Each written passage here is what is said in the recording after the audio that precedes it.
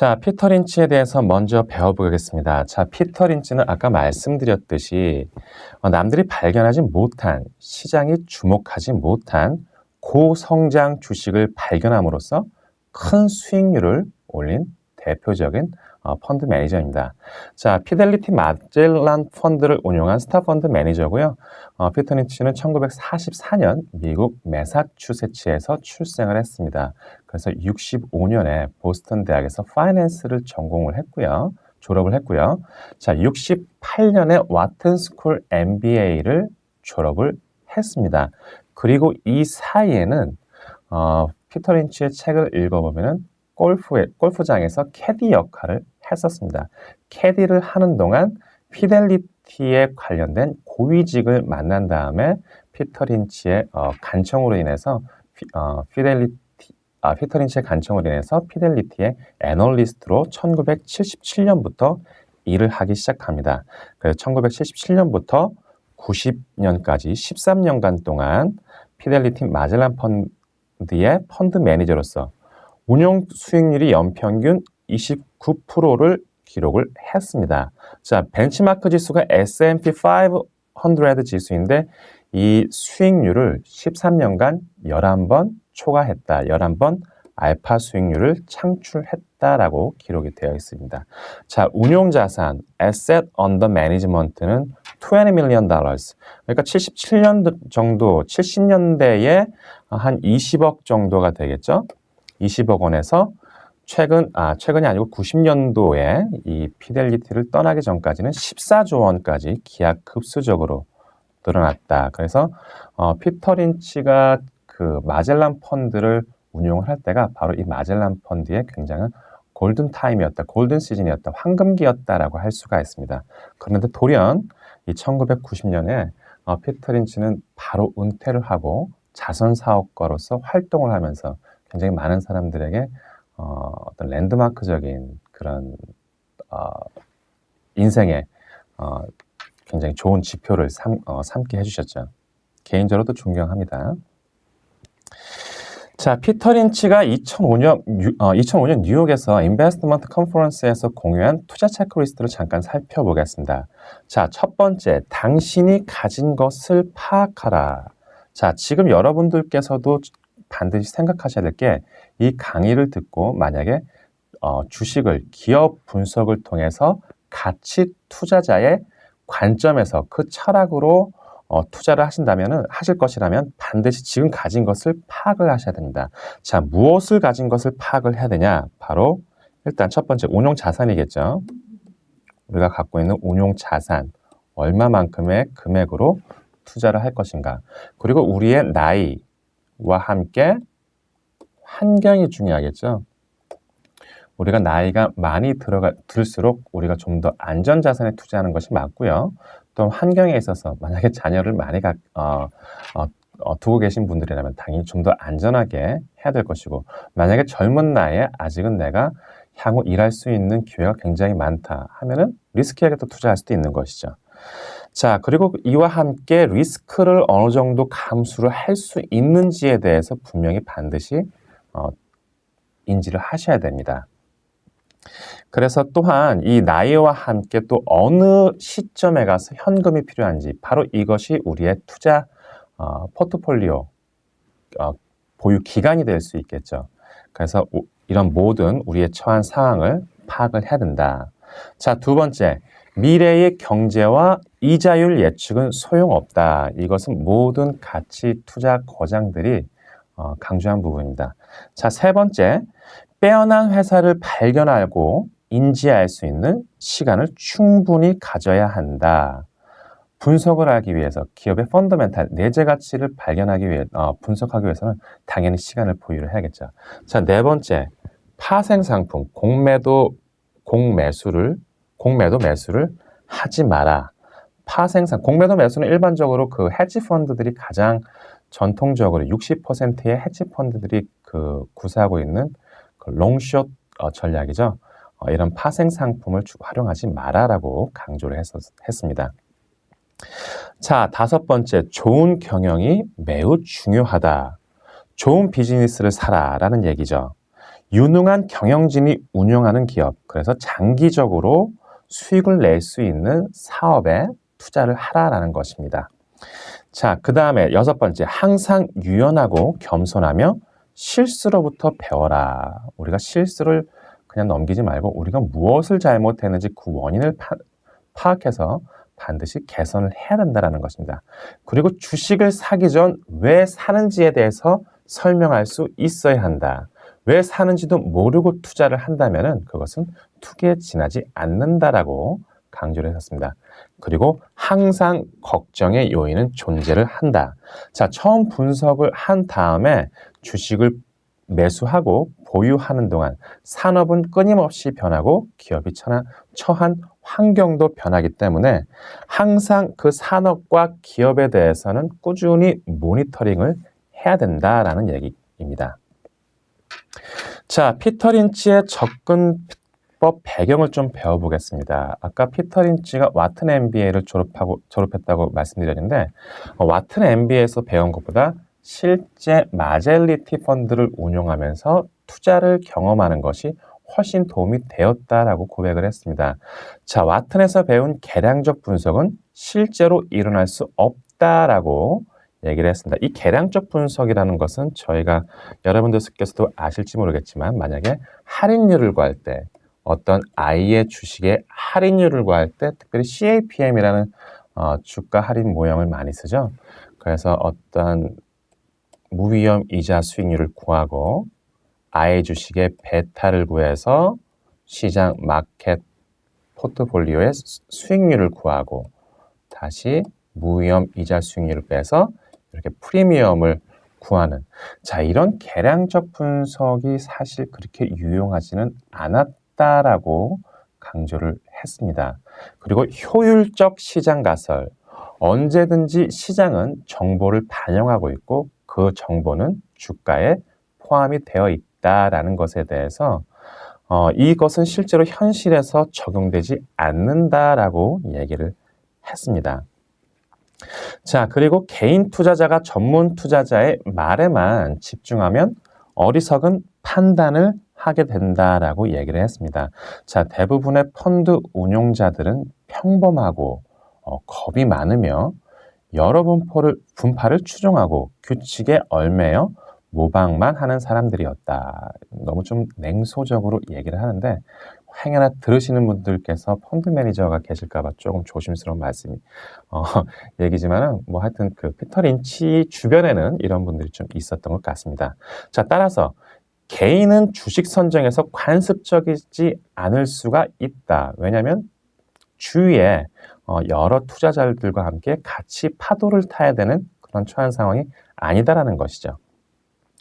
자, 분석가의 범주에 해당되지 않는 저평가된 기업이 생각보다 많다. 자, 개인들은 실제 생활, 가령 쇼핑몰이나 우리가 처한 직장에서 전문가보다 더 빨리 성장 전망이 있는 기업을 저희가 찾아낼 수 있다라는 것이죠.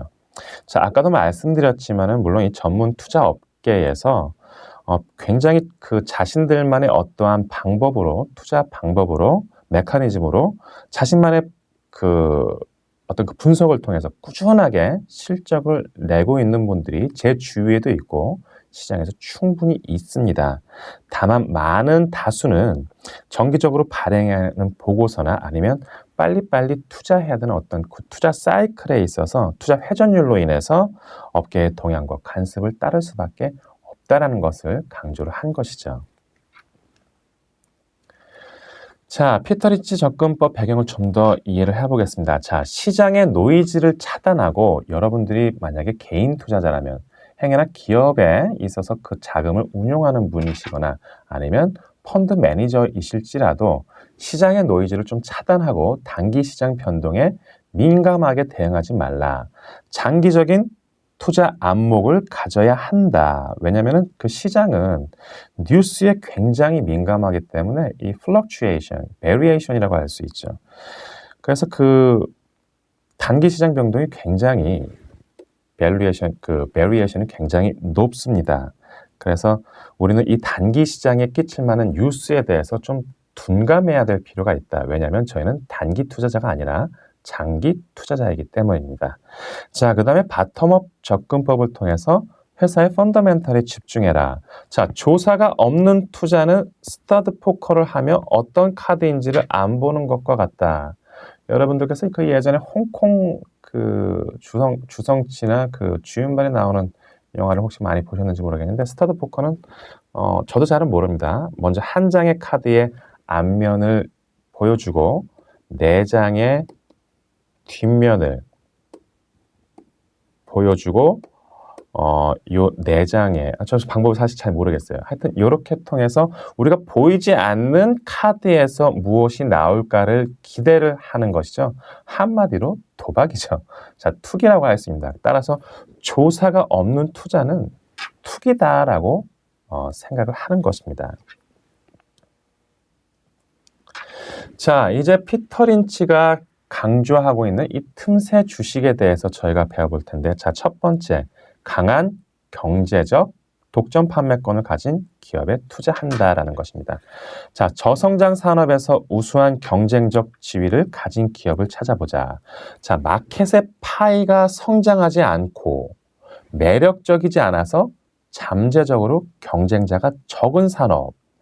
자, 정체된 마켓에서 높은 점유율을 가진 기업이 성장하는 마켓에서 점유율이 줄어드는 기업보다 낫다라고 얘기를 했습니다. 자, 마켓의 세일즈, 즉 마켓의 파이가 요만하다면은 이 마켓이 점점 성장하는 것이 아니라 나름대로 좀 정체되어 있지만 이 중에서 정말 많은 마켓 쉐어를 차지하고 있는 기업을 찾아보자라는 얘기죠. 자, 여기서 중요한 것은 마켓 파이가 적다라고 해서 틈새 주식, 성장하지 않는다고 해서 그리고 틈새 주식이라고 해서 결코 작은 기업을 얘기하는 것은 아닙니다. 이따가 보겠지만 굉장히 피터 린치가 추천한 기업 중에서 여러분들이 아실 만한 굉장히 큰 대기업들이 많습니다. 자, 이러한 산업을 좀 찾아보자라는 얘기죠.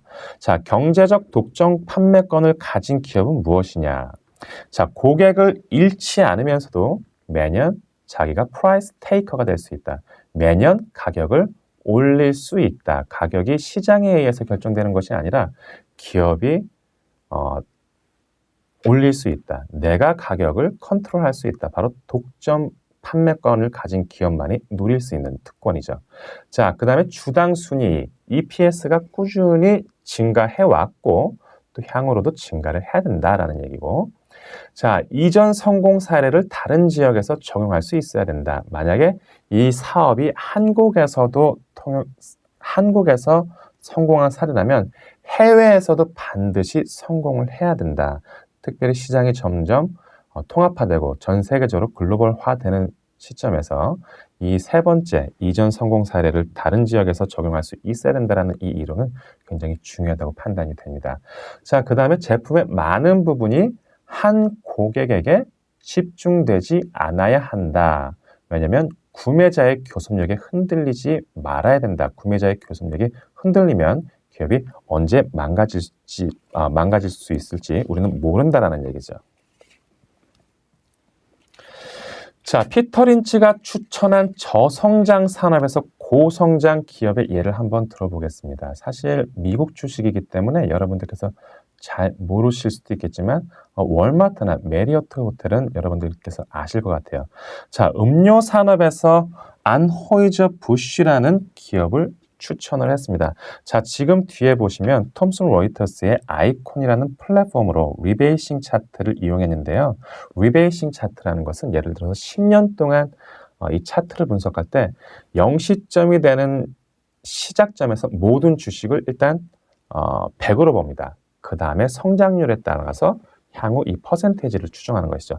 자, 지금 뒤에 보이는 이 배경은 일단 5년 기간을 10년이네요. 10년을 뒀고 이 0시점에서는 모두 100에서 출발을 했습니다. 자, 음료 산업의 안호이저 부쉬는 바로 이 색깔입니다. 자, 여기 AP라는 티커가 있죠. 안호이저 부쉬. 자, 지금 2015년 현재에서 보면은 10년 전에 100으로 시작했던 것이 600, 즉 500%의 성장률을 기록했습니다. 이 과거에 그 추천한 기업인데 지금도 이렇게 굉장히 많이 성장을 한 것을 볼 수 있습니다. 물론 다 그런 것은 아니겠죠. 자, 장내 서비스업에서 SCI. 자, SCI는 지금 이 분홍색인데요. 이 분홍색 바로 요것입니다. 10년 전에 100에서 시작했는데 지금 한 336구로 기록된 걸 보면은 한 220% 정도 성장한 것으로 보입니다. 자, 그 다음에 세 번째가 호텔에서 메리어트인데 사실 지금 호텔은 경쟁자들이 굉장히 많은 것으로 알고 있죠. 메리어트 호텔은 지금 279 정도로 평가가 되고 있어서 한 179%, 10년간 179%의 투자 수익률을 기록한 걸로 나와 있고요. 자, 월마트도 역시 이런 그 소매상, 리테일 유통에 있어서는 좀 경쟁자가 이제는 좀 많지 않을까라는 판단이 드는데, 자, 그래서 그런지 그 성장률이 그렇게 크지는 않습니다. 어쨌든 58%의 성장을 기록하고 있습니다. 어쨌든 피터 린치가 과거에 추천한 이 저성장 산업이 지금 바로 2015년 이 시점에서도 어느 정도의 그 투자 수익률을 기록하고 있는 것을 보면은 굉장히 설득력이 있다고 판단이 됩니다. 자, 그 다음에 강조하고 있는 것, 틈새 주식에서 강조하고 있는 것이 바로 이 소유주 지향 경영입니다. 자, 경영자가 주주의 이익을 위해서 기업을 운영을 해야 된다. 경영자가 소유주와 분리된 기업에서는 경영자가 주주의 이익을 극대화해야 된다. 그리고 경영자가 임원의 사무실에서 한 푼이라도 아끼는 모습을 보여야 된다. 조금은 리디큘러스한 얘기가 될 수 있는데, 자, 풍부한 이익과 값싼 본사는 아주 좋은 결합이다. 이것에 대해서 사실 불만을 가질 수 있는 분들도 많으실 것 같아요. 특별히 여러분들께서 임원을 앞두고 계신다면 반드시 꼭 이래야만 되나라는 생각이 사실 들기도 합니다. 어쨌든 그 피터 린치가 발견한 법칙이고요. 자, 임원 사무실의 계속 강조하고 있습니다, 지금. 임원 사무실의 호화스러움은 경영진이 주주에 대한 보상을 꺼리는 태도와 정비례한다. 너무 사치스러운 것은 주주에 대해서는 별로 생각지 않는다. 사실 조금의 설득력은 있다고 저도 생각은 듭니다. 자, 좋은 경영진은 직원과 또 직원을 존경하고 또 공정함으로 대우를 해야 된다. 근로자들은 좋은 보수를 받으면서 그 처우에 만족을 해야 되고 그래야만 기업의 장래와 이해관계가 있기 때문에 장기 근속을 할 수 있다. 인력을 존중하고 소중히 다루는 기업은 장기적으로 이익 성장률을 내기 위해서 매우 중요한 요소이다라는 것이죠. 자, 1차 C는 여기서 끝내고요. 다시 2차 C부터 다시 진행하도록 하겠습니다.